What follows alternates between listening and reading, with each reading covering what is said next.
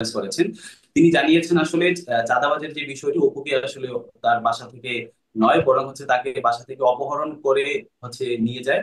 তো পরবর্তীতে আমরা দেখি যে বিভিন্ন যারা ফ্যাক্ট চেকার যারা আছেন, তাকে অপুকে অপহরণ করা হয়। মূলত অপহরণের আগে অপু যে একটি ভিডিও বার্তা দেয়, সেটি হচ্ছে যিনি ঢাকা দক্ষিণের যে জনাব ইশরাক হোসেন, যিনি আসলে বিএনপি রাজনীতির সাথে জড়িত, ইশরাক হোসেনের বাসায় আসলে অপু একটি ভিডিও বার্তা দিয়েছিল।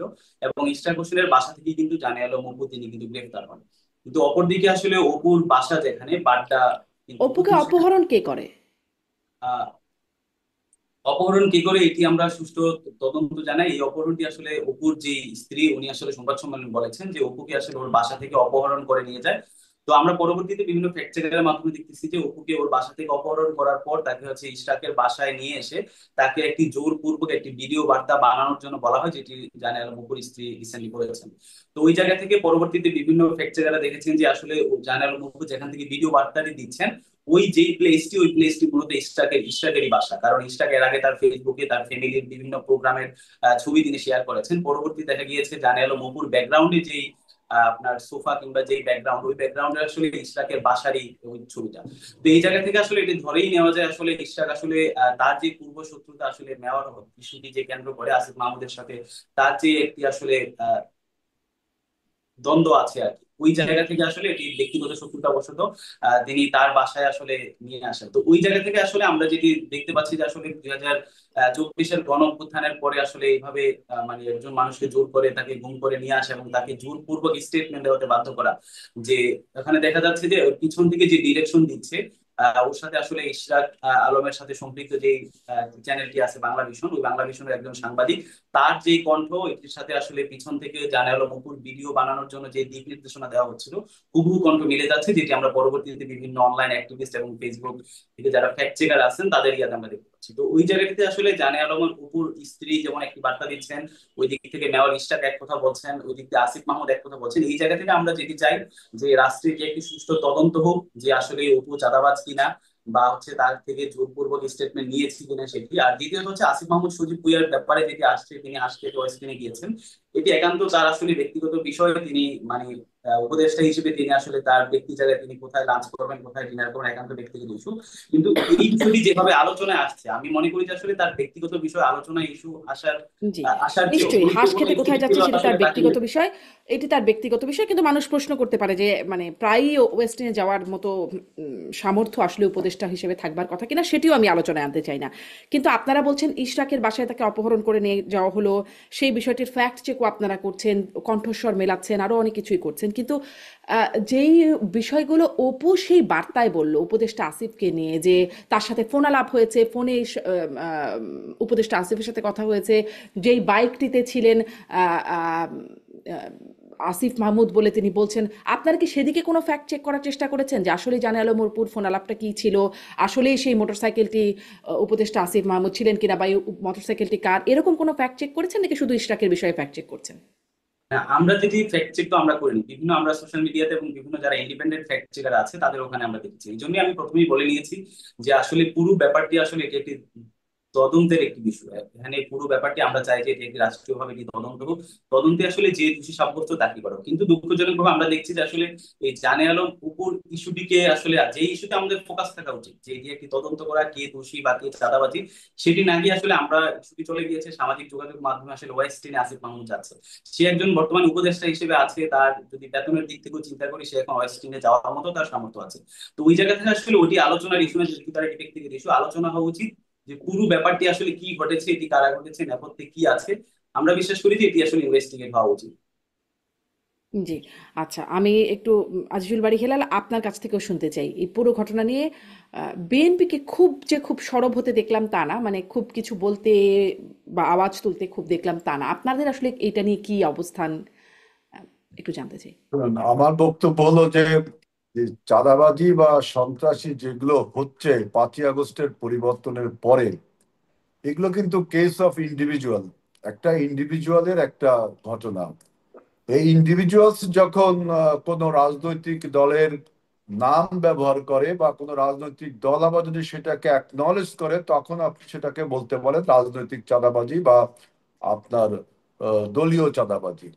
এখন আমাদের উপদেষ্টা আসিফ মাহমুদের যে ঘটনাটা ঘটেছে, এটা আসলে যে ফ্যাক্ট চেকের কথা বলো, ফ্যাক্ট চেক করে কি হয়েছে না হয়েছে এটা জাতির সামনে হয়তো কোনো একদিন প্রকাশিত হবে। কিন্তু আমার বক্তব্য হলো, এই সময়ে আমাদের সবচেয়ে বড় প্রয়োজন যে অভ্যুত্থানের যে শক্তিগুলো আমরা ছিলাম গত অভ্যুত্থানে, সেই শক্তির একটা ঐক্য গড়ে তোলা, এবং সেই ঐক্য আমরা গড়েও তুলেছি। এবং বাংলাদেশে গণতন্ত্র পুনঃপ্রতিষ্ঠার যে যাত্রা, সেটাও আমরা শুরু করেছি। ঠিক এই মুহূর্তে আমি দেখলাম দীর্ঘদিন ধরে এবং দীর্ঘ 12 মাসের এই শেষের দিকে দেখলাম যে বিভিন্ন রাজনৈতিক দলকে, অভ্যুত্থানে যে সমস্ত রাজনৈতিক দল অংশগ্রহণ করছে, তাদেরকে মেলাইন করার একটা অপচেষ্টাই বলবো, এটাকে অপচেষ্টা চলছে কিছুদিন ধরে। বিএনপির উপর দারুণ ভাবে চাঁদাবাজি, সন্ত্রাসী, কত কিছু করে বিএনপিকে মেলাইন করা হলো। এবং এখন তো শুরু হয়েছে এনসিপির বিরুদ্ধে একই রকম এক ধরনের প্রচারণা।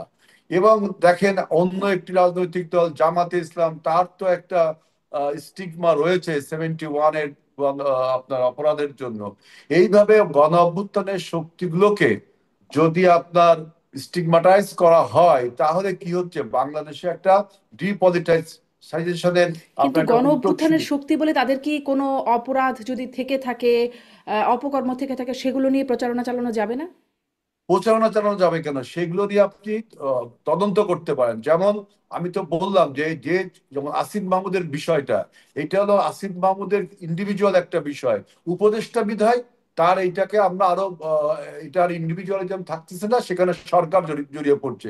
আর সেজন্য বলছি যে এইটাকে যদি আপনি তদন্ত করে সাব্যস্ত, তদন্ত করে সবকিছু বের করতে করা হয়, তখন জাতির সামনে প্রকাশ করলে ভালো হয়। কিন্তু এখন এই বিষয়গুলোকে আপনি যত আলোচনায় আনবেন, তত আমি দেখলাম যে যে পরাজিত মাফিয়া, তাদের অপকর্ম ঢেকে যাবে।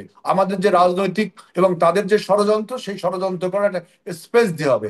এই জন্য আমরা প্রত্যেক রাজনৈতিক দলকে বলছি যে আমরা যদি নিয়ম কানুনের মধ্যে থেকে, আমরা যদি অভ্যুত্থানের চেতনাকে ধারণ করে বর্তমান অন্তর্বর্তীকালীন সরকার যে রোড টু ডেমোক্রেসির দিকে হাঁটছে, আমাদের সকলকে সেই দিকে হাঁটতে হবে।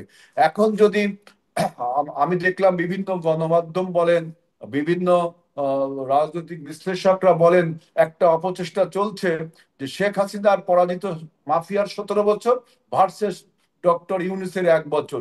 এই যে বয়ানটা সামনে চালু হয়েছে, এই যে এই বয়ানের তো অন্যতম, মানে এর এর মধ্যে একজন ভাষ্যকার হচ্ছে মির্জা আব্বাস। তিনি বলছেন শেখ হাসিনা দেশের 12টা বাজিয়ে বেগেছেন, এই বর্তমান সরকার দেশের 24টা বাজায় দিছে। এটা তো তার বক্তব্য। হ্যাঁ, এইটাই বলছি যে দেখেন, বিএনপি একটা ডেমোক্রেটিক রাজনৈতিক দল। এই দলের বিভিন্ন জন তার রাজনৈতিক মতামত প্রকাশ করে। মির্জা আব্বাস যেভাবে বলেছেন, আবার আমার পার্টি থেকে আমরা বলেছি যে এই সরকার উত্তরাধিকার সূত্রে একটা ডিভাস্টেড ইকোনমিক্স এবং একটা মানে law and order situation, deteriorate law and order situation পেয়েছিল। সেই ফ্রাজাইল কন্ডিশনের বিরুদ্ধে দাঁড়িয়ে সরকারকে কাজ করতে হয়েছে। সরকার রিজার্ভ বাড়িয়েছে, সরকার সমাজের অস্থিরতা যে ছিল সে অস্থিরতা কমিয়েছে। এবং সবচেয়ে বড় যে আমাদের অর্জন, যে আমরা we are heading towards road two democracy, সেই ডেমোক্রেসির দিকে হাঁটছে, এই বক্তব্য কিন্তু আমরা দিয়েছি।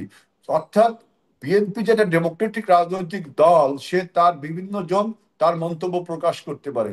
সরকার যে শেখ হাসিনা 12টা বাজিয়েছে, সরকার 24টা বাজিয়েছে, তারও কিন্তু অনেক পত্র পত্রিকা, টেলিভিশনে এরকম অনেক রিপোর্ট ছাপা হয়েছে। সেই রিপোর্টের ভিত্তিতে তিনি বলছেন। আবার আমরাও রাজনৈতিক ভাবে বলছি যে এই সরকার উত্তরাধিকার সূত্রেই একটা বিধ্বস্ত দেশ পেয়েছিল, সেখান থেকে সরকারকে ঘুরে দাঁড়াতে হচ্ছে, সেটাও কিন্তু আমরা বলেছি। জি, আপনাদের কি আসলে, মানে যেটি নাসির উদ্দিন পাটোয়ারি আজকেই আজকেই জুলাই সনদের একটি আয়োজনে তিনি বলছেন যে ডক্টর ইউনুস লন্ডনে, হাসনাত আবদুল্লাহ বলেছেন যে লন্ডনে সিজদা দিয়ে এসছেন। এর পরে কি আপনাদের কোনো সুর নরম করার জায়গা এসেছে? জনাব আজিজুল বারী হেলাল, কেন আপ- জিজ্ঞাসা করছি, কারণ জি। আপনারাই এই সরকারের বিরুদ্ধে একসময় আন্দোলনের কথা বলেছেন সোজা আঙ্গুলে ঘি না উঠলে আঙ্গুল বাঁকা করতে আপনারা জানেন। এরকম কথা একজন দুজন না, অনেক নেতা দলের জি। বলে এসেছেন। তারপরে এখন আসলে আপনারা এমনটি বলছেন। আপনারা কি আসলে সুর নরম করার কোনো জায়গা আসছে? আসলে কি কোনো সিজদা দেওয়ার পরে অবস্থান পরিবর্তনের কোনো জায়গা শুনেন, হয়েছে? পলিটিক্যাল রেটরিক, পলিটিক্যাল ডিসকোর্স, এটা আপনাকে বুঝতে হবে। হাসনাত আব্দুল্লাহ এবং নাসির উদ্দিন পাটোয়ারি কিন্তু কোনো অথরিটি না, সরকারের অথরিটি না, এনসিপির অথরিটি না। আপনি এটা ভালো করেই জানেন যে নাসিরউদ্দিন পাটোয়ারি তিনি একটু পপুলিস্ট কথা বা ডেমাগগ টাইপের কথাবার্তা বলে আলোচনায় থাকতে চায়। হাসনাত আব্দুল্লাহরও একই অবস্থা। অর্থাৎ পলিটিক্যাল রেটরিককে আপনি পলিটিক্যাল কমেন্ট্রি হিসেবে ধরতে পারেন না। তারা যেটা বলছে আহ, তারা কিন্তু কোনো অথরিটি না। আপনাকে দেখতে হবে যে এনসিপি থেকে কি বলা হচ্ছে, বিএনপি থেকে কি বলা হচ্ছে, সরকারকে কি বলা হচ্ছে। আপনি আহ, লন্ডন বৈঠকের পরে বাংলাদেশের যে রাজনৈতিক একটা সার্টেনিটি তৈরি হয়েছে, একটা বাংলাদেশ যে একটা অন্ধকারের 5ই আগস্টের পরে 8ই আগস্টে যখন সরকার ক্ষমতা নিল, সেই প্রথম প্রথম দিন থেকে অর্থাৎ ডে ওয়ান থেকে আমরা কিন্তু বলে আসছি যে বাংলাদেশকে গণতন্ত্রের উত্তেজনা নির্বাচন দরকার। কিন্তু নির্বাচন নিয়ে যখন ধোঁয়াশা সৃষ্টি হলো, তখন আমরা আমাদের প্রশ্ন অব্যাহত রাখলাম সরকারের কাছে। প্রশ্নের উপর প্রশ্ন করলাম, কেন আপনি নির্বাচনের রোড ম্যাপ দিবেন না? কেন আপনি নির্বাচনকে আহ দীর্ঘায়িত করছেন? দেশের আইন শৃঙ্খলা পরিস্থিতি অবনতি হচ্ছে, আপনার ষড়যন্ত্রকারীরা ষড়যন্ত্র করার সুযোগ পাচ্ছে। আমাদের প্রতিবেশী রাষ্ট্র ভারত ভালোভাবে আমাদের এই পরিবর্তনকে মেনে নেয়নি, তারা তাদের ব্রেন চাইল্ড এখানে ষড়যন্ত্র করছে, সামাজিক অস্থিরতা বাড়ছে। আমরা প্রশ্নের উপর প্রশ্ন রেখে গেছি।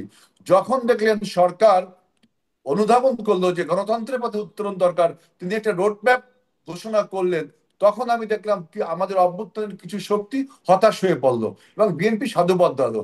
কিন্তু আমরা আমাদের বক্তব্য হলো যে দেশের স্বার্থে, জনগণের স্বার্থে, 24-এর গণ অভ্যুত্থানের স্বার্থে আমাদের একটি রাজনৈতিক সরকার প্রয়োজন। সেই রাজনৈতিক সরকার প্রয়োজন যাতে স্বচ্ছ গ্রহণযোগ্য নির্বাচনের দরকার। সেই স্বচ্ছ গ্রহণযোগ্য নির্বাচনের কথা এনসিপিও বলছে, জামাতও বলছে, অন্যান্য দলও বলছে, আমরাও বলছি। সেই এনসিপি সেই স্বচ্ছ গ্রহণযোগ্য নির্বাচনের জন্য আমরা 2 মাস ব্যাপী জাতীয় ঐক্যমত কমিশনের সাথে আলোচনা চালিয়ে যাচ্ছি। সেখানে অন্য রাজনৈতিক দলও ছিল। প্রায় 15টা পয়েন্টে আমরা একমত হয়েছি জি, এবং কিছু নোটা স্বচ্ছ বুঝতে গ্রহণযোগ্য পেরেছি। নির্বাচনের ব্যাপারে কোথাও কারো কোনো দ্বিমত নাই, কিন্তু জি, নির্বাচনের সময়টা নিয়ে অনেক দ্বিমত আছে। আমি একটু এখানেও আসি, আপনার কাছে আমি এই প্রসঙ্গেও আসবো। কিন্তু আমি যে আপনার কাছে সুর নরম করার একটা প্রশ্ন জিজ্ঞাসা করছিলাম, আসিফ মাহমুদের ব্যাপারে আপনারা বলছেন যে এগুলো এখন আসলে প্রচারণা চালানো হচ্ছে, একটু এটা শুনে না, নেই, আমি তারপরেই মনে বলছি হয়। They are not the authority, they are not the authority of G, একটু। NCP or government. জি, নির্বাচনের প্রসঙ্গটাতে আমি অবশ্যই আসবো। আমি মিরাজ মিয়ার কাছ থেকে নির্বাচন প্রসঙ্গটা একটু শুনে নেব। তবে তার আগে আপনারা এখন খুব অন্তর্বর্তী সরকারের মানে এই যে রোড টু ডেমোক্রেসি যাবার পথে আছে বলে আপনারা তাদের খুব সমর্থনের জায়গায় আছেন আজিজুল বাড়ি হেলাল। আপনারা এখন উপদেষ্টা আসিফের এই বিষয়েও খুব আলোচনা বা প্রচারণা চালানোর পক্ষে নন, কিন্তু আপনারা তো আসলে তিনজন উপদেষ্টা। আপনারা যখন আব্দুস সাত্তার অভিযোগ করলেন, খালেদা জিয়ার পিএস আব্দুস সাত্তার সাবেক সচিব, তিনি অভিযোগ করলেন যে অন্তত 8জন উপদেষ্টার বিরুদ্ধে সীমাহীন দুর্নীতির অভিযোগ আছে। বিএনপি বলল, মির্জা ফখরুল ইসলাম আলমগীর বললেন এটি বিএনপির অভিযোগ নয়, এবং তিনি বলছেন আমরা প্রধান উপদেষ্টা সহ এই অন্তর্বর্তী সরকারের সব উপদেষ্টাকে অত্যন্ত সম্মান করি এবং তাদের উপর আস্থা রাখি, তাদের সততার উপর আমরা আস্থা রাখি। অথচ আপনারাই তো তিনজন উপদেষ্টার পদত্যাগ দাবি করেছেন, নাসিফ মাহমুদ, মাহফুজ আলম এবং আম, নিরাপত্তা উপদেষ্টা খলিলুর রহমান। তা করেছিলেন তো আপনারাই। আমরা আমরা শুনুন, আমাদের এই পদত্যাগের যে দাবি, এটা তো এখনো জারি আছে। আমরা কি উঠিয়ে নিয়েছি দাবিটা? আমরা বলছি এই তাহলে আবার সরকারের এত আস্থা নিরপেক্ষ। রাখছেন কি করে? পদত্যাগ আবার আস্থা একসাথে হয় নাকি? আপনাকে বুঝতে হবে যে বিশাল একটা গণ অভ্যুত্থানের মাধ্যমে একটা ফ্যাসিস্ট মাফিয়াকে বিদায় দেওয়ার পরে এই সরকার একটা নিরপেক্ষ দায়িত্ব পালন করবে।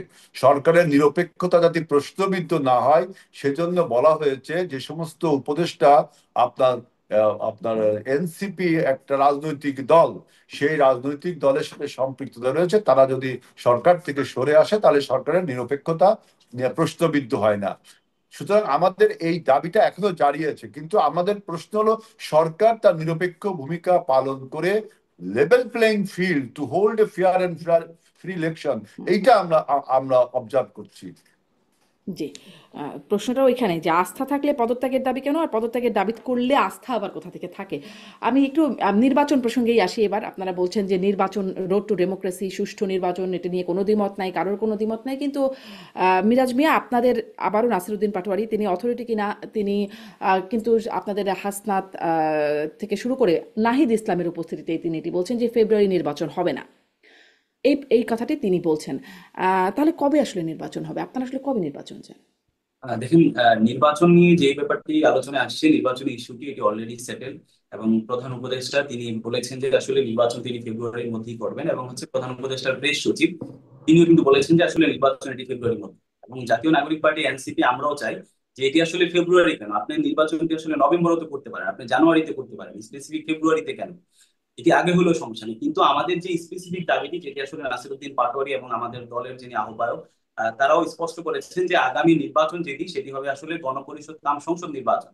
অর্থাৎ যেই নির্বাচনটি হবে আসলে একটি নতুন সংবিধানের দাবিতে একটি গণপরিষদ নির্বাচন হবে।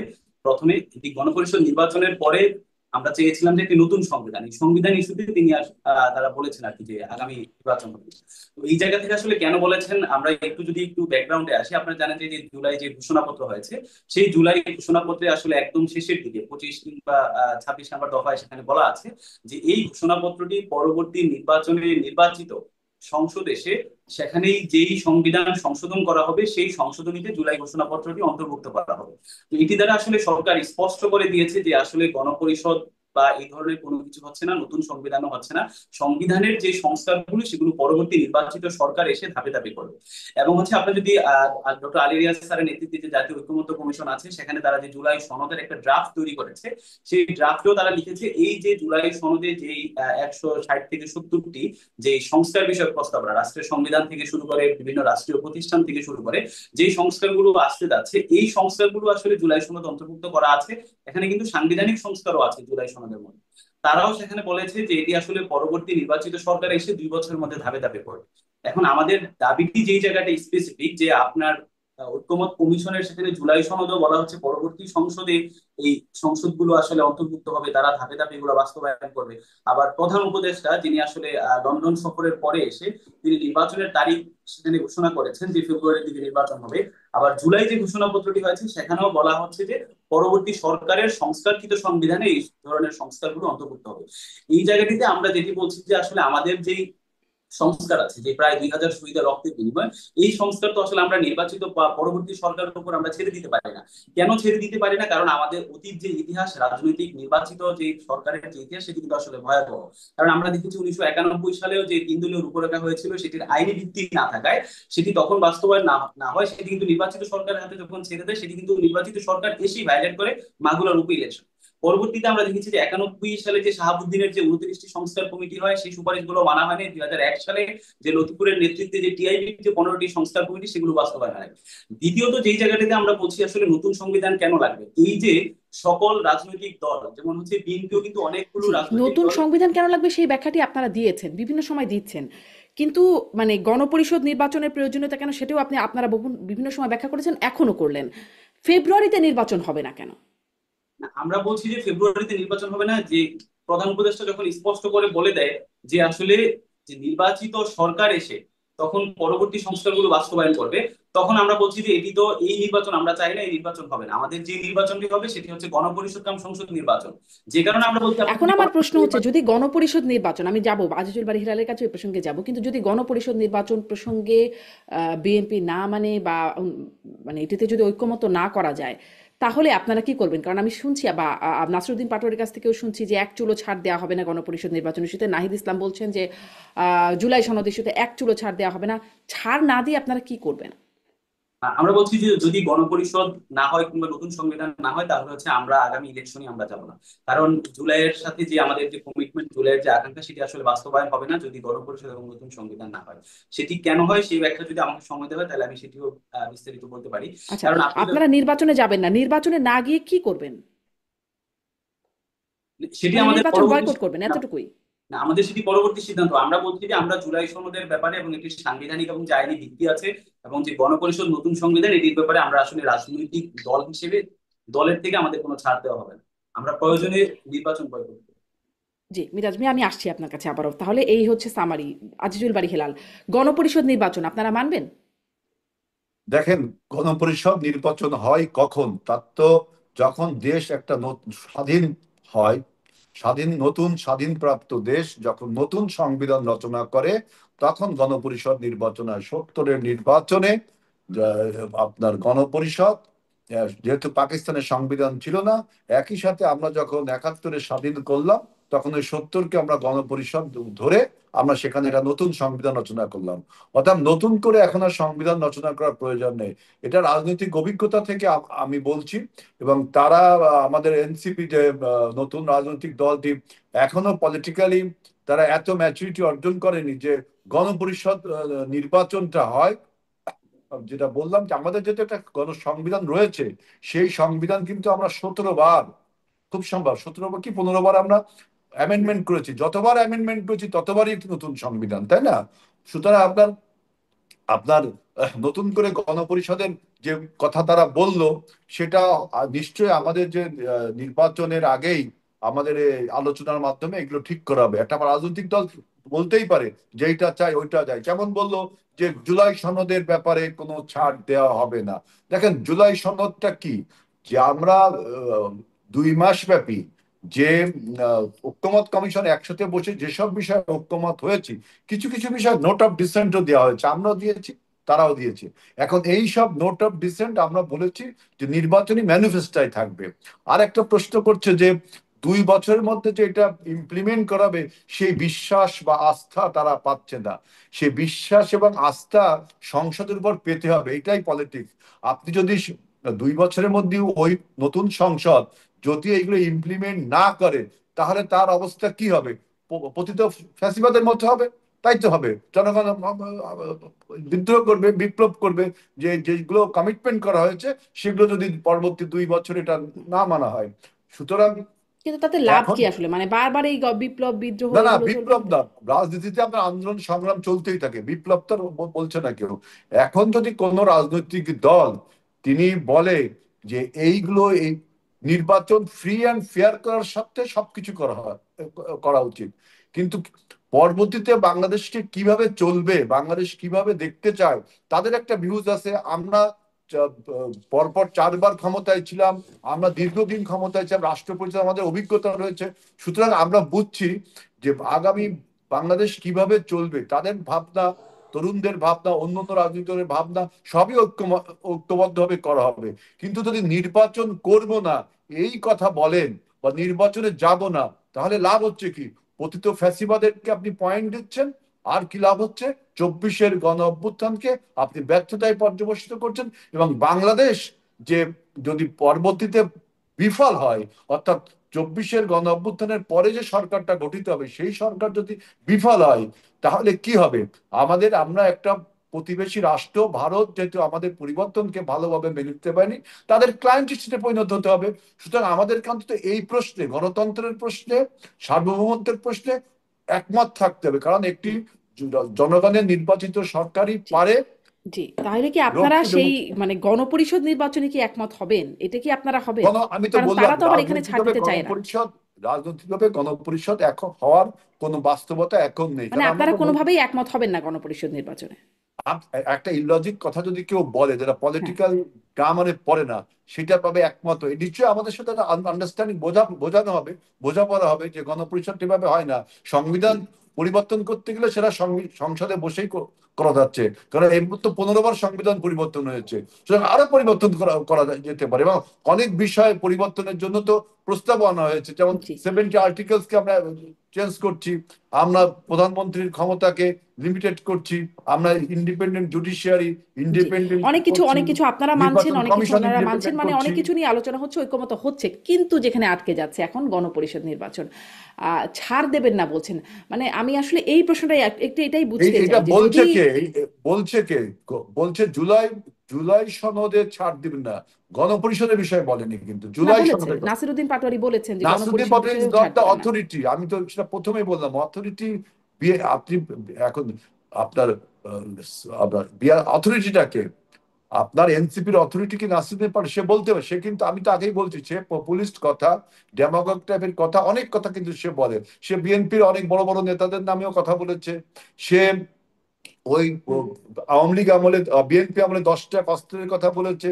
সে সিনিয়র নেতাকে কথা বলছে। সে আবার বলছে বে অফ বেঙ্গলসে যে সে কঠিন ভাবে, গভীর ভাবে দেশকে নিয়ে চিন্তা করেছে, বাংলাদেশ কিভাবে চলতে পারবে। এগুলো হলো রাজনীতির চটুল ভাষা, এগুলো হলো ডেমাগগ বলা হয় এটাকে। মানে একটা কথা, চটুল ভাবে কথা বলে। এটা বলে সে আপনার আলোচনায় থাকতে চায়। এই জন্য বলছি যে এই নাসিরুদ্দিন পাটোয়ারির বক্তব্যটাকে আপনি তাহলে একটা কর্তৃপক্ষ কে বলে মনে করেন? অথরিটি কে? অবশ্যই শুধু নাহিদ ইসলাম একা? কেন, তাদের তাদের কমিটি আছে না, প্রেসিডেন্ট আছে, সেক্রেটারি আছে, আমাদের দলের মহাসচিব আছে, চেয়ারম্যান আছে। আমরা তো বক্তব্য দিবই। আব্বাস ভাই একটা কথা বলেছে, আমি একটা কথা বলেছি, আমাদের সিনিয়র নেতারা, মহাসচিব একটা কথা বলেছে। This is the beauty of democracy. আপনি সবাই যে এক সুরে কথা বলবো তাহলে তো বাকশাল হয়ে গেল সেটা। আমরা তো বাকশালের রাজনীতি ফিরে আসুক, বাংলাদেশে এটা চাই না তো। ডেমোক্রেসির বিউটি এইটা। এই যে মিরাজ এখন যে কথাটা বলছে, বা নাসিরুদ্দিন পাটোয়ারি বলছে, সার্জিস বলছে, আপনার হাসনাত বলছে, আপনার হুম। নাহিদ বলছে, এই যখন আমরা মিটিং এ বসবো কিন্তু সবাই আমরা মিলে, কোন কথাটা তখন আমলে একটা নেব আর কোন অ্যাক্টিভিটি কথাটা আমলে নেব না, সেটা তো জি একটা প্রশ্ন বটেই। না। মানে কোন কথাটা আমলে নিব, কোনটা নিব না। Politics is too serious matter. It is to be left to the politician, and পলিটিশিয়ানদের বিভিন্ন ডিসকোর্স থাকে, রাজনীতির বয়ান থাকে, রাজনীতি আবার রেটরিকও থাকে। কিন্তু আপনি কি একটা সময় আমরা যখন বসবো, যখন আবার বসবো এই নির্বাচনকে স্বচ্ছ সুন্দর করে, তখন দেখবেন আবার একটা বিন্দুতে আমরা উপস্থিত হব। যেহেতু জি, সবাই মিলে 24-এর গণ অভ্যুত্থান করেছি, আবার সবাই মিলে আমরা এই গণতন্ত্রকে জি। পুনঃপ্রতিষ্ঠা করবো। এখন যে আন্ডারস্ট্যান্ডিং এর সমস্যাটা কথা আপনি হচ্ছে আপনাকে বলছিলেন, একটু একসাথে বলি। বসবেন, একটা আন্ডারস্ট্যান্ডিং হবে। মিরাজ মিয়া, হাসনাত আব্দুল্লাহ বলছেন যে আমাদের আসন দিয়ে কেনা যাবে না, আমরা বিক্রি হতে আসি নাই, আসন দিয়ে আপনাদের কিনতে চাইছে কে? এখানে কোনো আন্ডারস্ট্যান্ডিং বিষয় চলছে কি? এটাই আজ এই প্রথম না, এর আগেও এটা নিয়ে আলোচনা হচ্ছে যে আপনাদের সাথে আসন ভাগাভাগি বিষয়ে আলোচনা চলছে। আসলে কিনতে কে চাইছে? কেন বলছেন এরকম কথা? এটি হচ্ছে, আপনি জানেন যে আজকে সকাল থেকে আসলে বাংলাদেশের প্রথম সারির দুটি সংবাদ মাধ্যম তারা আজকে মানে নিউজ ছাড়িয়েছে এরকম যে মানে তারা বিভিন্ন সোর্স থেকে জানতে পেরেছে যে হচ্ছে বিএনপি থেকে জামাত ইসলামকে 50টি আসনের কথা বলা হয়েছে, এনসিপি কে 30টির কথা বলা হয়েছে। তো এটির পরিপ্রেক্ষিতে কিন্তু এটি একদম ভিত্তিহীন, কোনো ট্রাস্টওয়ার্দি কোনো সোর্স নেই। পরবর্তীতে আপনি দেখেছেন জামাত কিন্তু সকালে এটার প্রতি প্রতিবাদ করেছে। আমরাও প্রায় আরো 1 ঘন্টা আগে আমরাও কিন্তু একটা অফিসিয়ালি আমরা বিবৃতি দিয়েছি। আহ, তো ওই জায়গা থেকে আসলে আসন ভিত্তিক এটি এক ধরনের একটি প্রোপাগান্ডা ছিল। কারণ এখানে আসন ভিত্তিক ওই প্রেক্ষিতে হাসনাত আব্দুল্লাহ তার বক্তব্যটি দিয়েছেন যে আসলে এনসিপি কে আসন দিয়ে কিনা যাবে না। কারণ আমরা হচ্ছে চাচ্ছি যে বাংলাদেশের ইতিহাসে ডক্টর মোহাম্মদ ইউনূস স্যার উনিও চাচ্ছে এবং সকল রাজনৈতিক দলগুলো চাচ্ছে যে আগামী যে নির্বাচনটি হবে এটি বাংলাদেশের ইতিহাসে সবচেয়ে নিরপেক্ষ, সবচেয়ে সুষ্ঠু, সবচেয়ে ডেমোক্রেটিক একটি নির্বাচন হবে। ওই জায়গাতে আসলে আসনের যে বিষয়টি, আসন দিয়ে আসলে কিনার বিষয়টি বা আসন ভাগাভাগির বিষয়টি, সেটা আসলে একটি ভিত্তিহীন কথা।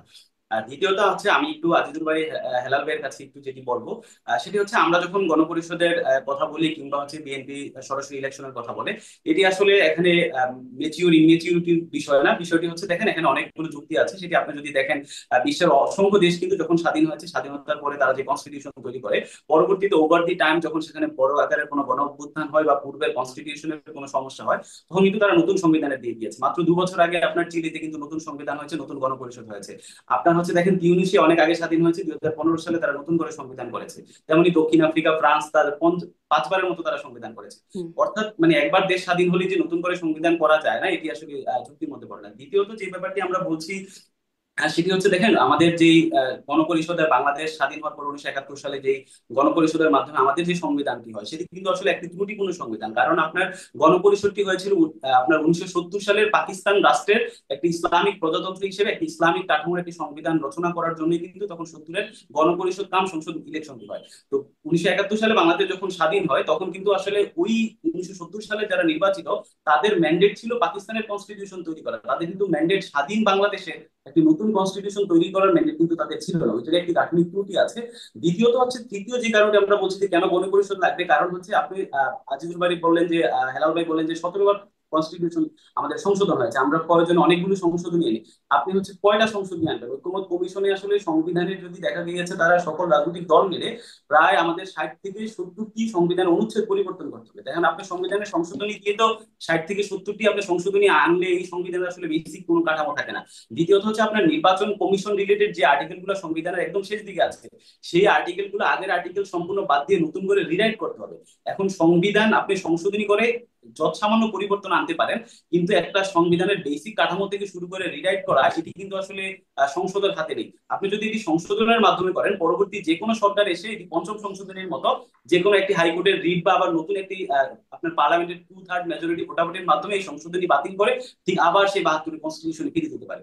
তো এই জায়গা থেকে আসলে আমরা বলেছি যে আসলে বাংলাদেশের যে ডেমোক্রেটিক ট্রানজিশনের জন্য একটি নতুন সংবিধান, এটি আসলে বর্তমানের জায়গা থেকে যে একটি বাস্তবতা, এই জায়গা থেকে আমরা যদি বিএনপি কে বা অন্যান্য রাজনৈতিক দলগুলাকে বোঝাতে সক্ষম হই যে এই মুহূর্তে গণপরিষদ নির্বাচন প্রয়োজন, অপরদিকে বিএনপি যদি আমাদেরকে বোঝাতে সক্ষম হয় যে না, গণপরিষদ না, যেভাবে আছে আমরা এভাবেই সংশোধনের মাধ্যমে সম্ভব, এটি আসলে একটি রাজনৈতিক ডায়ালগের বিষয়। পরবর্তীতে ঐকমত্য কমিশন তাদের মেয়াদ আরো 1 মাস বৃদ্ধি করেছে। দেখা যায় পরবর্তীতে আলোচনার মাধ্যমে আসলে কি থাকে। তবে আমরা জি। নাহিদ ইসলাম তার যেটি মানে কথা ওই বলেছি, এক চুল ছাড় দেবেন না এই বক্তব্যটার কোনো ভিত্তি নাই, আপনার আলোচনার মাধ্যমে এটি একটা জায়গায় না পৌঁছানো না, সম্ভব। ওই জায়গাতে আমরা বলেছি যে জুলাই সনদের সাংবিধানিক ভিত্তি, এটাতে আমরা এক চুল পরিমাণ আমরা ছাড় দিব না, যেহেতু জুলাই ঘোষণাপত্রে আমরা ছাড় দিয়েছি। নাহিদ ইসলাম এই বক্তব্যটি বলেছে। হুম হুম। মানে আসলে তাহলে ছাড় দেওয়ার মতো মানসিকতা আপনারা রাখছেন, আসলে সামনে ছাড় দেবেন, এবং তাহলে ফেব্রুয়ারিতে নির্বাচনটা হতেই পারে যদি ছাড় দেওয়ার মতো জায়গায় থাকে। ফেব্রুয়ারিতে নির্বাচন হবে না এই বক্তব্যের খুব ভিত্তি নেই। যে আমরা বলছি যে আসলে নির্বাচন যেটি হবে, এটি প্রয়োজনে আপনি আরো 1 মাস আগে নিয়ে আসেন, আপনি ডিসেম্বরে নিয়ে আসেন, জানুয়ারিতে নিয়ে আসেন, তবে সেটি যেন গণপরিষদ কাম সংসদ ইলেকশন হয়। আমরা আসলে জুলাই সনদের মধ্যে যেটি আমরা বলছি যে এটির ব্যাপারে কোনো মাত্র ছাড় দেবে না, কারণ জুলাই সনদের বাস্তবায়নের আইনি ভিত্তি যখন আপনি দিবেন, তখন আসলে এটি আর পরবর্তী নির্বাচিত সরকারের উপর আসলে ডিপেন্ডেন্ট থাকে না, যেটি আমরা অতীতে দেখেছি যে অতীতের ইতিহাস আসলে খুব বেশি ভালো না। হুম। এই জায়গা থেকে আমরা বলছি যে জুলাই সনদের ব্যাপারে আমাদের কোনো ছাড় নেই। এখন জুলাই সনদের যদি আইনি ভিত্তি আপনাকে দিতে হয়, তখন কিন্তু আপনাকে আসলে সাংবিধানিক ভিত্তিও যদি দিতে হয়, তখন কিন্তু আপনাকে গণপরিষদের দিকে আহ যাওয়ার এবং নতুন সংবিধানের দিকে যেতেই কিন্তু আপনাকে হবে। জি। মানে একটা মানে অস্পষ্টতা আছে, হয়তো ছাড় দেবেন বা দেবেন না কি সেটা সামনে হয়তো আলোচনার মাধ্যমে গিয়ে দেখা যাবে, বোঝা যাবে।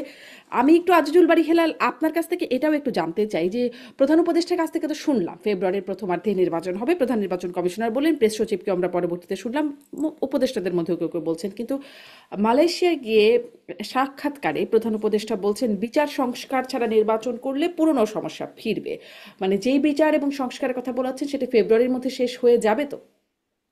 শোনেন, বিচার এবং সংস্কার ছাড়া দ্যাট মিনস যে বিচার যে চলছে, বিচার তো আর বন্ধ নেই, বিচার চলছে, নির্বাচনও হবে, আবার সংস্কার চলছে, নির্বাচন হবে, অর্থাৎ সাইমালটেনিয়াসলি। এখানে একটাকে আটকিয়ে আরেকটি করার কথা কেউ বলছে না।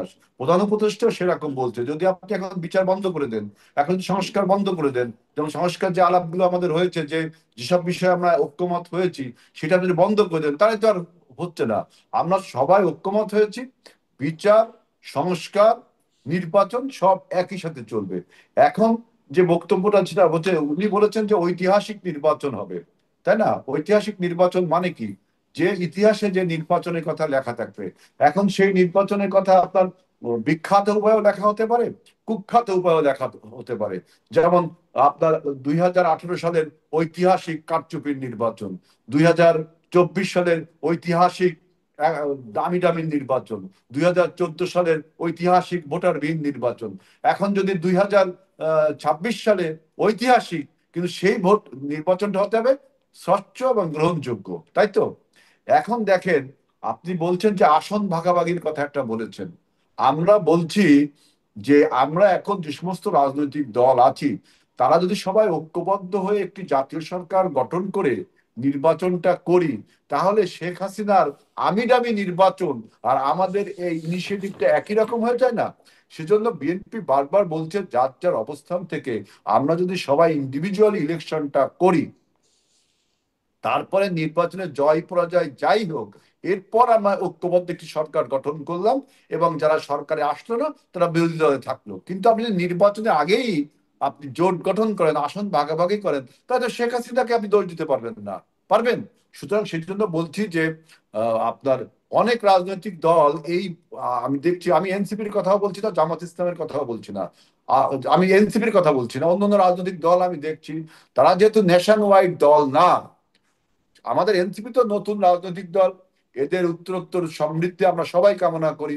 যেহেতু পরাজিত আওয়ামী লীগ বা ফ্যাসিবাদ আওয়ামী লীগের যে রাজনৈতিক শূন্যতা তৈরি হয়েছে, তারা চলে যাওয়ার ফলে একটা পলিটিক্যাল এই জায়গাটা তারা পূরণ করবে, এটা আমাদের বিশ্বাস। অন্য অন্য রাজনৈতিক দলের একটা উদ্দেশ্য আমি দেখলাম, যে নির্বাচনের আগেই আপনার একটা ঐক্যমত, একটি জোট গঠন করে নির্বাচনে যাওয়া। তখন আমাদের বক্তব্য, তাহলে আমাদের এগেনস্টে নির্বাচনটা করবে কে? তাহলে তো শেখ হাসিনার 24-এর আমি দামি নির্বাচন হলো, বুঝছেন? এরকম না, একটা কেন আমি দামি প্রক্রিয়া। নির্বাচন হবে? তারা একটা জোট করে যাবে, আপনারা আপনাদের মতো আলাদা করে নির্বাচন করবেন, বা হয়তো আমরা আপনাদেরও কোনো জোট সেটাই থাকবে। বলছি যে সবাই তো বিএনপির সাথে জোটটা করতে চায়, আর বিএনপি বলছে যে আমরা যদি সবাই জোটবদ্ধ হই, নির্বাচন করবো কার সাথে? এবং নির্বাচন তখন কনফ্লিক্ট অফ ইন্টারেস্ট হবে না। আমি ক্ষমতা, আবার আমি এটা প্রার্থী দিলাম, কনফ্লিক্ট অফ ইন্টারেস্ট যারা শেখ হাসিনা যার জন্য ডুবেছে, শেখ হাসিনাকে যে জন্য মানুষ মাফিয়া ফ্যাসিস্ট বলে। সুতরাং আমরা বলছি যে আপনারা ইন্ডিভিজুয়ালি যে জায়গা থেকে ইলেকশন করা হবে, ইলেকশনের পরে আমাদের নেতা তারেক রহমান বলছে আপনারা জিতেন বা হারেন, আমরা কেউ সরকারে আসলে আমরা জাতীয় সরকার গঠন করব, এবং যিনি আসবেন না তিনি বিরোধীরা থাকবেন। আর একটা কথা দেখেন, ওই যে আমি মিরাজের উদ্দেশ্যে বলছি, মিরাজ, পৃথিবীর বিভিন্ন দেশে যে তোমার ওই যে সংবিধান যে বারবার লেখা আছে, সেখানে কিন্তু বিপ্লব এবং গণ অভ্যুত্থান এই দুইটা বিষয় কিন্তু আলাদা। আমাদের দেশে যদি বিপ্লব হতো তাহলে কিন্তু আমরা এই সংবিধান আবার পুনরায় লিখতাম।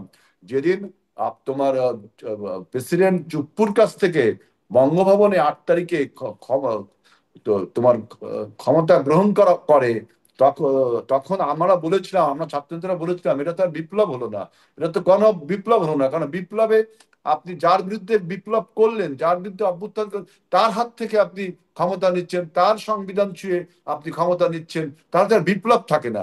বিপ্লব মানে পুরনো সবকিছু বাদ দিয়ে দেওয়া। এখন যেহেতু গণ অভ্যুত্থান একটা ধারাবাহিক প্রক্রিয়া, একটি সরকার অভ্যুত্থানের মধ্যে পরাস্ত নতুন একটি সরকার, এখন আপনি যদি সংবিধানের যে যে যে সমস্ত জিনিস পরিবর্তন করে শেখ হাসিনা বাকশালী সংবিধান বা একদলীয় সংবিধান করেছে, আমরা সেখান থেকে বের হয়ে যাওয়ার জন্য আরো সংশোধনী আনবো। সংসদ যদি সংবিধান যদি রিরাইট করতে হয় তাহলে কিন্তু সংসদের অনুমোদন প্রয়োজন, সংসদের অনুমোদন হবে সেটা। আপনি এখন গণপরিষদ বিতর্ক এটা যেটা বলছেন ভালো বলছেন যে আমাদের মধ্যে আবারও ডায়ালগ হবে, আন্ডারস্ট্যান্ডিং হবে, সবকিছু হবে, কিন্তু তার মানে এই না যে আমরা পরাস্ত ফ্যাসিবাদকে ষড়যন্ত্র করার সুযোগ করে দেব, আমাদের প্রতিবেশী রাষ্ট্রকে ষড়যন্ত্র করার সুযোগ করে দেব, এবং আমাদের অভ্যুত্থানের শক্তিরা আমরা গণতন্ত্রের প্রশ্নে অন্তত ঐক্যবদ্ধ জি থাকবো। জি জি এইটা আপনার আমাদের সময় ঠিক বাড়ানো থাকতে হয়েছে, হবে। দেখা যাক আপনারা কি আন্ডারস্ট্যান্ডিং এ পৌঁছান। কিন্তু এর মধ্যে আমরা দেখছি মার্কিনীদের সাথে খুব আলোচনা হচ্ছে। ভারপ্রাপ্ত রাষ্ট্রদূত এনসিপির সাথে বৈঠক করেছেন। আহ, 1 মাস আগে তারেক রহমানের সাথে লন্ডনে গিয়ে বৈঠক করে এসেছেন। সম্প্রতি ঐকমত্য কমিশনের সাথে বৈঠক করলেন। মিরাজ মিয়া, কি হচ্ছে মার্কিনীদের সাথে এত মানে মার্কিনীদের এত ইনভলভমেন্ট কেন? আপনাকে ধন্যবাদ। আসলে এটি বিভিন্ন রাজনৈতিক যে কূটনৈতিক যে ডায়ালগ, এটি ডায়ালগেরই একটা অংশ। শুধু মার্কিনই না, আমি দেখেছি আসলে অস্ট্রেলিয়ান যে হাই কমিশনার যারা বাংলাদেশে আছে, তারাও দেখেছি রাজনৈতিক দলগুলোর সাথে এক ধরনের একটা সিরিজ একটা ডায়ালগ করে যাচ্ছেন, কখনো বিএনপির সাথে, কখনো এনসিপির সাথে, কখনো জামাত। আপনাদের, আমি যদি বলি এনসিপির কার কার সাথে বা কোন কোন রাষ্ট্রের সাথে, রাষ্ট্রদূতদের সাথে বৈঠক হয়েছে এখন পর্যন্ত? এই পর্যন্ত হচ্ছে আপনি আমাদের মানে যেটা ডায়ালগ, সিরিজ ডায়ালগ হচ্ছে, এগুলো সবগুলা রাজনৈতিক দলের সাথে যারা বসতেছে, এনসিপির সাথে একটা রাজনৈতিক দল হিসেবে তারা বসছে, কিন্তু এনসিপি বা একটা আলাদা করে। তারা কারা কারা, মানে কারা কারা বসছে? মার্কিনীরা বসছে এটা আমরা জানি, আর তারপর হচ্ছে অস্ট্রেলিয়ান হাই কমিশনার। তারপর হচ্ছে এর আগেও আমরা যখন রাজনৈতিক দল গঠন হয় তখন দল গঠনে আমরা শুভেচ্ছা এবং এই আমাদের কি চাওয়া পাওয়া, আমরা পার্টিটা কেন করেছি, কিভাবে করেছি, আমরা কি চাই, আগামী বাংলাদেশটা কেমন দেখতে চাই, এই নিয়ে আমাদের হচ্ছে সব বাংলাদেশে যারা এম্বাসি আছে অনেকগুলো এম্বাসির সাথেই কিন্তু আমাদের প্রতিনিধি গিয়েছে, এবং সেটা হচ্ছে অফিসিয়ালি মিডিয়াতে ঘোষণা দিয়ে আমরা আসলে তাদের সাথে সৌজন্য সাক্ষাৎ করতে গিয়েছি, এবং সেটার পরবর্তীতে কি আলোচনা হয়েছে সেটার প্রেস রিলিজ আকারেও কিন্তু আমাদের ফেসবুক পেজ এবং আমাদের যে এনসিপির যে মিডিয়া সেল আছে, যেখানে সকল সাংবাদিকরা বাংলাদেশের আছেন, সেখানেও কিন্তু আপডেট দেওয়া হয়েছে। আসলে সেখানে মানে গোপনীয়তা ভাবে বা একদম স্পেসিফিক ভাবে কোনো নির্বাচনকে কেন্দ্র করে বা কোনো ষড়যন্ত্রমূলক ভাবে বা অন্য কোনো উদ্দেশ্য নিয়ে আলাদা করে যে বৈঠক, এই ধরনের কোনো বৈঠক আমাদের সাথে হয়নি। যতগুলো হয়েছে এগুলো হচ্ছে ওই দিক থেকে অ্যাম্বাসিদের থেকে তাদের যেমন সিরিজ ডায়ালগ রাজনৈতিক দলগুলোর অংশ হিসেবে এনসিপির সাথে মিটিং হয়েছে, আবার এনসিপি দল গঠনের পরে এনসিপি অফিসিয়ালি বিবৃতি দিয়ে তাদের সাথে দেখা করতে বা সৌজন্য সাক্ষাৎ করতে গিয়েছে। এক্ষেত্রে কখনো গিয়েছে আমাদের দলের আহ্বায়কের নেতৃত্বে 2-3 সদস্য একটা টিম গিয়েছে, কখনো আমাদের সেক্রেটারির নেতৃত্বে একটা টিম গিয়েছে, কখনো হচ্ছে আমাদের যে সিনিয়র যে জ্যেষ্ঠ যে আহ্বায়ক আছে তাসলিমদার নেতৃত্বে, কখনো নাসিরউদ্দিন পাটোয়ারির নেতৃত্বে। সবগুলোই কিন্তু আমরা অফিসিয়ালি বিবৃতি দিয়ে হয়েছে। উম, জি জি এখন আসলে আমি একটু আজিজুল বাড়ি হেলালের কাছ থেকে শুনে নিই, আবারও আপনার কাছে একটু আসবো। জনাব আজিজুল বাড়ি হেলাল, আপনিও একটু কি বলবেন যে আসলে মার্কিনীদের এখন তৎপরতাটা কি, বা তাদের সাথে এখন কি আলাপ আলোচনা চলছে? দেখুন, পশ্চিমা যে শক্তিগুলো আছে, অর্থাৎ পশ্চিমা যে রাষ্ট্রের এম্বাসিগুলো বাংলাদেশে আছে, সেই স্বাধীনতার পর থেকেই কিন্তু ওরা আমাদের রাজনীতি বলেন, অর্থনীতি বলেন, সমাজনীতি বলেন, বিভিন্ন সময়ে বিভিন্ন রকম বক্তৃতা রাখে। এটা আমার মনে হয় একটা প্র্যাকটিসই হয়ে গেছে। হুম। এখন আপনি এটাকে বলতে পারেন যে আমাদের সার্বভৌমত্বের বা আমাদের ইন্ডিপেন্ডেন্সির উপরে একটা মানে মাতব্বর, এটা বলতে পারেন। কিন্তু 53 বছর ধরে এই প্র্যাকটিসটা রয়েছে, রাজনৈতিক দলগুলোর সাথে পশ্চিমা এম্বাসিগুলো যোগাযোগ করে। এখন তারা সামরিকভাবে, অর্থনৈতিকভাবে আমাদের থেকে স্ট্রং, এজন্য করতে পারে। আবার এটাও বলতে পারেন যে আমাদের রাজনীতি, আমাদের সমাজনীতি, অর্থনীতি নিয়ে তারা কেন মাথা ঘামাবে এখন। এইটাও এই প্রশ্ন আপনি বলতে পারেন। তবে এটা ঠিক যে আমরা একটা গ্লোবাল ভিলেজে পরিণত হয়েছে, অর্থাৎ we are connected very much, পুরো গ্লোবালি আমরা we are very much connected. সুতরাং এইসব আলোচনা আমাদের সাথে হতেই পারে, কিন্তু আপনি দেখবেন যে আলোচনাগুলোকে একটু ভিন্ন খাতে, এই যে আমাদের এম্বাসির সাথে রাজনৈতিক দলগুলোর এই 53 বছরের যে প্র্যাকটিস, এই প্র্যাকটিসকে একটু ভিন্ন খাতে প্রবাহিত করবার জন্য বিভিন্ন মহল থেকে বলা হচ্ছে যে এই ডিপ স্টেট, আমেরিকার কোন ডিপ স্টেট আছে, কোন কি স্টেট আছে, সেটা নাকি গত 24-এর গণ অভ্যুত্থান ঘটিয়েছে। এবং এই বয়ান দ্বারা আমাদের 24-এর গণ অভ্যুত্থান যেটা হোম গ্রোন, একটা ডোমেস্টিক, আমাদের ছেলেরা, আমাদের রাজনীতিবিদরা এই ফ্যাসিবাদকে তাড়িয়েছে, এইটাকে কালিমালিপ্ত করার জন্য আমি দেখলাম যে এই আমাদের যে 53 বছরের প্র্যাকটিসকে অন্য মাত্রায় সমালোচনা করা হচ্ছে। অথচ বাংলাদেশে এই প্র্যাকটিস একটা তৃতীয় বিশ্বের দেশ হিসেবে হুম। আপনার পশ্চিমা দেশগুলো আমাদের এই সাথে এই আলোচনাগুলো অব্যাহত রাখে। আপনি হুম। বলতে পারেন কিন্তু যে আমাদের কিন্তু ওই এম্বাসি গুলো আলোচনাটা কেন। একদমই কি অযৌক্তিক বা অপ্রাসঙ্গিক? কারণ মার্কিন ডিপ স্টেট আসলে দেশে দেশে, শুধু তো বাংলাদেশের বিষয়ে আলোচনা আসে না, দেশে দেশে রেজিম চেঞ্জের ক্ষেত্রে বা সরকার পরিবর্তনের ক্ষেত্রে মার্কিনেরা ভূমিকা রাখে, এবং আমাদের দেশের এখানেও যে তাদের একটা ভূমিকা আছে এই বিষয়ে তো অভ্যুত্থানের পক্ষের শক্তিরাও এই বিষয়ে কথা বলছে, মার্কিন অথরিটিতে ছাড়াও। না না, দেখেন আমাদের, যদি আপনি বলেন যে মার্কিন ডিপ স্টেটের ভূমিকা রয়েছে, তাহলে আমাদের রক্ত, আমাদের আবু সাইদের রক্ত, ওয়াসিমের রক্ত, আমাদের মুগ্ধের রক্তের কি কোনো মূল্য নেই? আমাদের হাজার হাজার নেতাকর্মী হত্যা হলো, নির্যাতন হলো, গুম হলো, খুন হলো, হুম।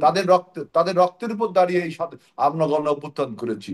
এখন আপনার যেহেতু বাংলাদেশ আপনার একটা প্রান্তিক দেশ না, গ্লোবালি ভেরি মাচ কানেক্টেড, এবং জিওপলিটিক্যালিও আমরা খুব আপনার চীন কোশ্চেনে, ভারত কোশ্চেনে, বার্মা কোশ্চেনে আমরা খুব ইম্পর্ট্যান্ট দেশ।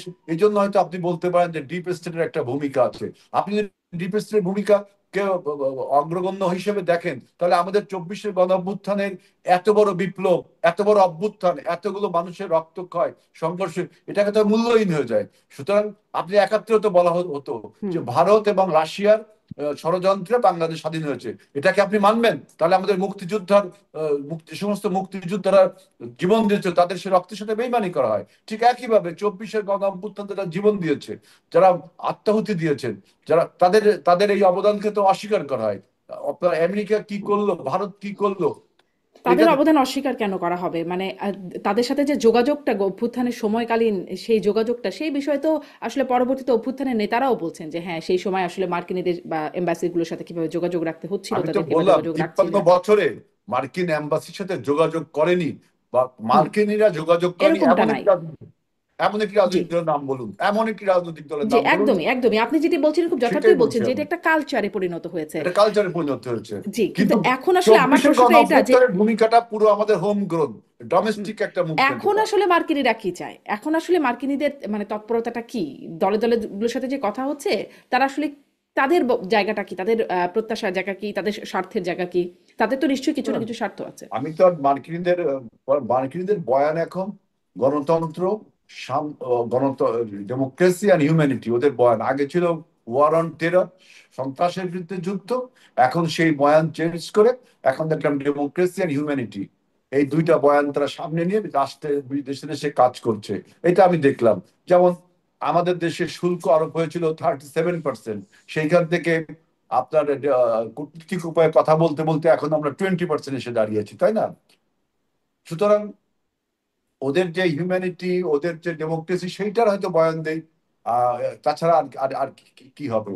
তৃতীয় বিশ্বের দেশগুলোতে মার্কিনদের প্রভাব শুধু জি। বাংলাদেশ না, সারা বিশ্বেই এটা। জি, আহ, সেইটা যে আসলে কি সেটাই আমার জানবার প্রত্যাশা ছিল। আজিজুল বারী হেলাল, ধন্যবাদ। মানে শুল্ক কমানোর ক্ষেত্রে আবার এনডিএ এর বিষয়টাও আছে, সেই বিষয়গুলো আমরা আমাদের নজরের বাইরে থেকে যাচ্ছে, জানাশোনার বাইরে থেকে যাচ্ছে, ওখানেও নানান রকম প্রশ্ন আছে। মিরাজ ভাই, আপনি কি ছোট্ট করে কিছু যোগ করবেন? আমি শেষ করবো এই প্রসঙ্গে, কি আপনার আর কিছু বলার আছে, কিছু যোগ করতে চাই? যোগ করতে চাই বলতে হচ্ছে দেখেন, পৃথিবীর যেখানে ঐতিহাসিক যখন কনফ্লিক্ট ঘটে, যেখানে রিজিম চেঞ্জের মতো পরিবর্তন ঘটে, সেখানে কিন্তু আসলে বিদেশি পরাশক্তি গুলো কিন্তু আসলে যে কোনো একটা পক্ষ নেয়। রাশিয়া একটা পক্ষ হুম। নেয়, একটা পক্ষ নেয়, আমেরিকা একটা পক্ষ নেয়। সেটাই এখানে যদিও এরকম হয়, সেটা আসলে এরকম ধরতে পারে। আর অভ্যুত্থানের শক্তিরা যেটা বলেছে